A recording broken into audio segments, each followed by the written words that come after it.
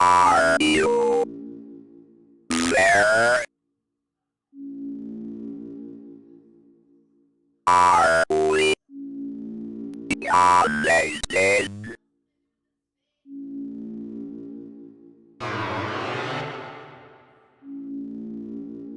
Excellent. Really excellent. Now we may begin.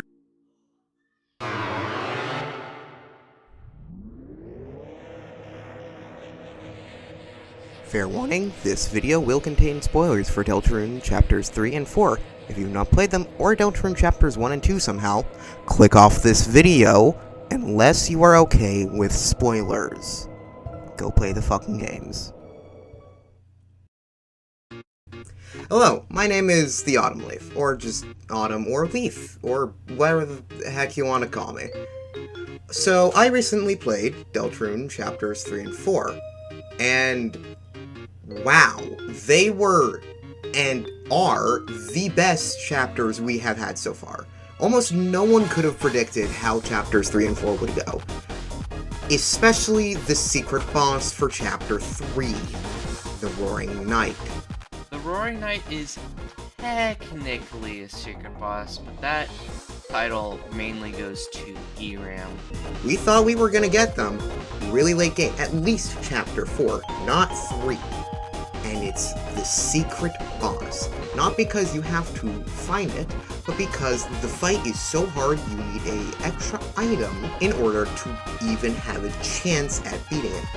I still have not beat it yet. I've watched people beat it. I'm getting close though. She ended up beating the Roaring Knight. It was incredibly painful though. Anyway, so you would probably lose this fight originally, and you can. It still progresses the story, even if you have the special item. But if you somehow manage to get through all of the knight's attacks, survive every last stupid knife tunnel and circle knives, then you get a special cutscene.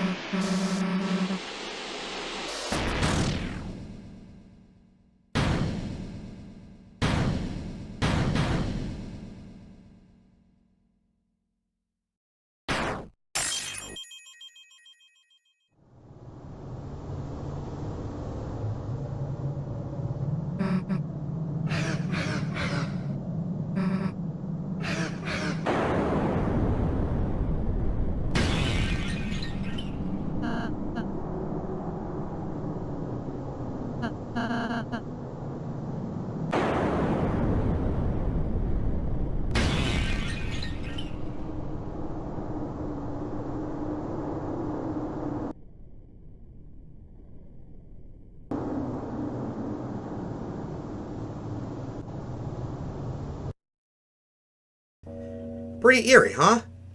I mean, wow. They just straight up killed Susie and Rousey. What was up with Kris? And why did Rousey say, "How could you?" That's extremely suspicious, isn't it?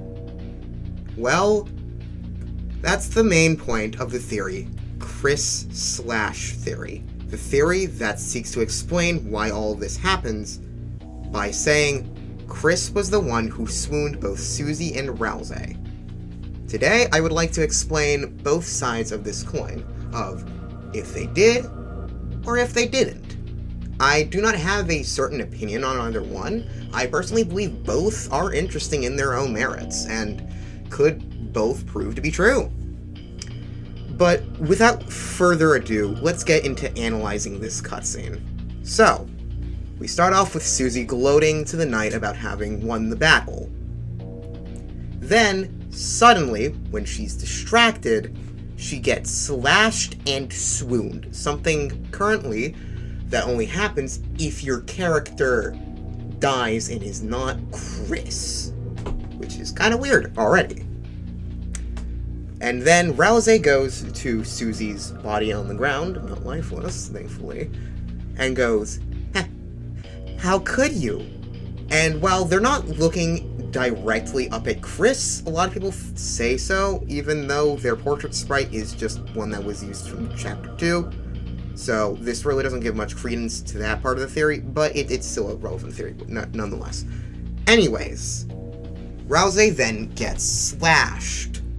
And then we cut to black and see one of the most chilling scenes I think there is, other than quite a few, in Deltarune.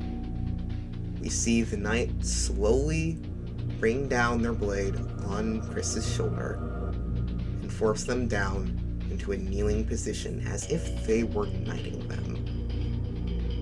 Pretty weird, huh? Well, that's because it is. So, let's go into why Kris/Theory thinks that, well, Kris did it. First of all, the slashes that happen that kill both Susie and Rousey come from the left rather than the right, which is not where the knight is standing unless they suddenly go behind them and then in front of them, which would be a bit complicated for an normal, regular, just, kill him attack. And Susie was already pretty distracted, same with Rousey. They probably didn't even need to attack from the back in order to surprise attack them. Second of all, when being swooned, they are knocked to the right instead of to the left, which would be, again, behind them. If someone were to slash behind them, that would be where they would fall. Next point of the theory. After Susie is swooned, Rousey goes up and says, "How could you?" This is pretty weird, considering that we've already probably seen one of them at least get swooned by the knight, unless you are particularly good at the game. So it's a pretty weird interaction for Rousey to have for something that the knight already did that they didn't have a reaction on anyways. Although it would be a very big reaction if Kris were the one to have slashed Susie. Third point. In the sword route of the game, which is how you get the Shadow Mantle, Kris shows very clear discomfort at you killing the video game counterparts of Susie and Rousey, something they don't do when theoretically slashing them in the knight fight. They also show flinching when killing them, which again shows their clear discomfort in you killing their friends on the TV screen. It's not even the real Fungang, and Kris still flinches at killing them. They don't want to do it, even if it is just pixels on the screen. Next, Kris actually does more damage to the knight if either Susie or Rousey have been swooned. This showing that Kris genuinely loves and cares for both of them and is enraged when the knight hurts them to the point of not holding back anymore just because they're working together. Third point, during the Echo Gerson fight, when the old man tries to attack Susie, Kris explicitly uses their shield to defend Susie. This could show as them showing compassion, again, and genuine care for them as to why they wouldn't attack in the knight fight. It's very out of character for someone to show this much compassion to their teammates and just kill them because they're obligated to. So, now that we've got those main points out of the way, I'd like to explain some correlation between them and some little extra neat details. So, first of all, my opinion on why it could be them. First of all, I think the whole, it's in the direction of backwards is a very, very good plot point, because the knight isn't even in the regular form. They're in their ball form when this slash happens. And we've never seen them attack out of that form, and it wouldn't really make sense for them to go into the ball form just to attack. It's also the fact that the slash is almost angled perfectly to where Kris is. Another detail I really like about this. If you go back to Toriel and interact with her after beating the knight, her face contorts as if she's having a nightmare.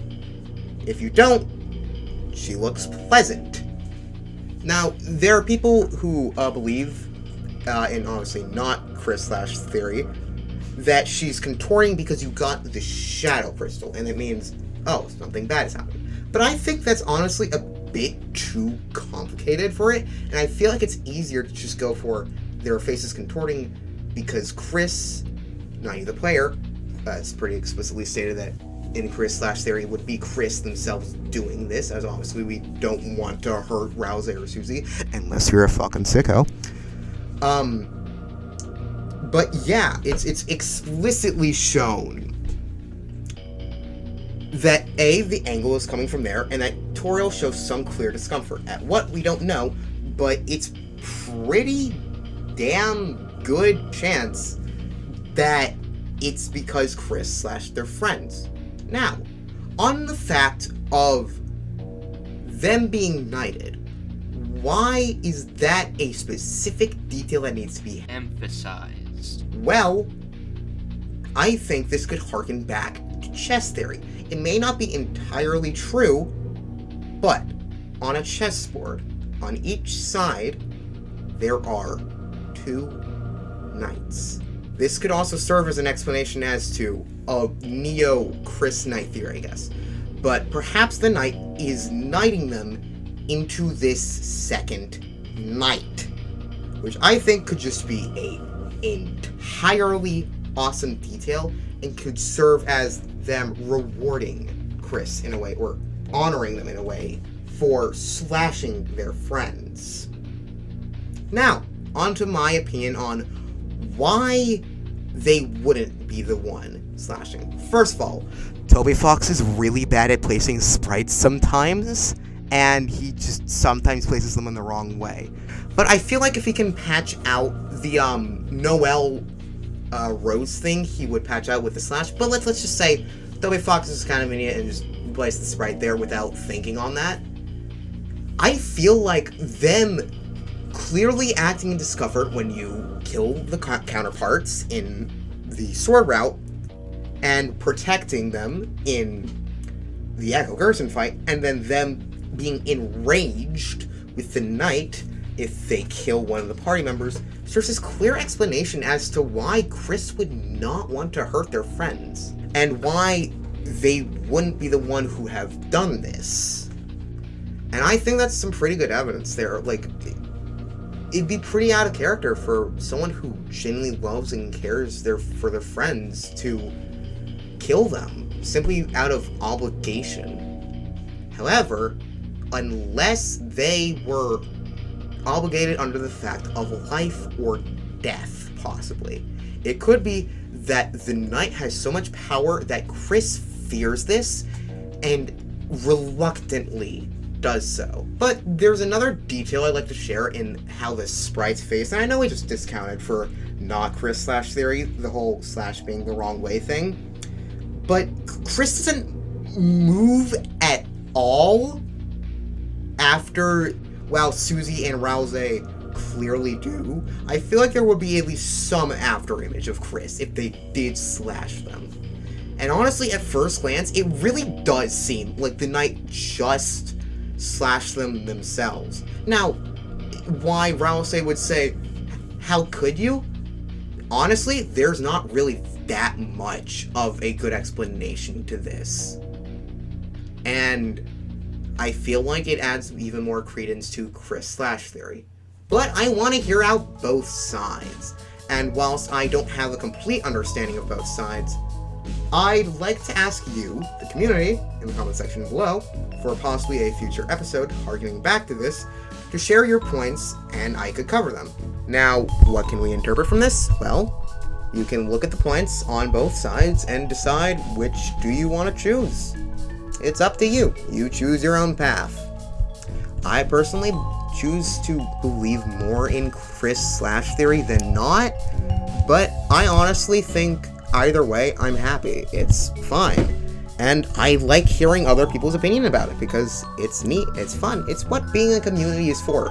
Sharing your ideas and not beating each other up for it. Please God, Deltarune community, stop doing this. I'm genuinely tired of it. It's part of the reason why I'm making this video. Anyway, this is a short video meant to just be for fun, and I honestly didn't really plan this out. This entire thing is improv, and I have to have someone, I don't know who, edit out a lot of this. So, yeah, but I want to ask you, the community, on your opinions on Kris/Theory, because I don't have all the options available. I can't just edit everything. Like, I'm already having a tough enough time trying to animate this. This is not easy to do. But that's pretty much the end of the episode for me. See you guys later. This was a fun little experience.